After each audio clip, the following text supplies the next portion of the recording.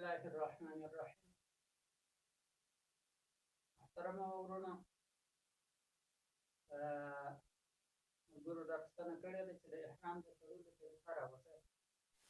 د احرام د تړلو طریقه دا ده چې غسل به وکړي یا به اودس تازه کړي.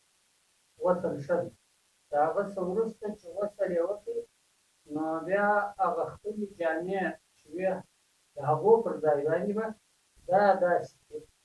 دا پښې به څه دی لرې کړي، دا پښې به سره لرې کړي، دا چې هلته ګامونه اخلي بیا به تنګې وي.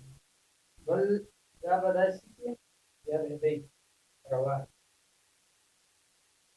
بیا به یې دی، بیا به یې سره واړوي، بیا به یې داسې پر دې ځای یې دی وکړي.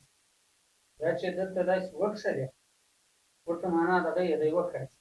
دا چې وکښو بیا به پر دې پټاکېدانه یا بټوه یا هغه کڅوړه چې اخیستې وي هغه به بیا پر دې ځای باندې وتړي. دا چې یې وتړله سره به نو ګورئ احرام پراخ وي، نو بیا هم کپ کې اخیستلی شي، ایستلی شي.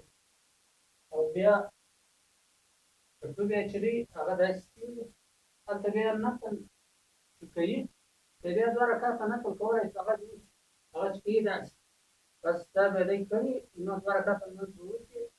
وروسته د دې څه چې بیا دی هلته په جهاز کې یا حالت په مکه شریفه کې احرام وتړل شو یا په جهاز کې سپور شو، بیا به دا سر لږ شي او هلته چې دغه کوي چې طواف لري دی هغه به بیا په داره کوي په داسې بیا به دا اوږه لڅه کړي، نور بدن به پټ شي په طواف کې.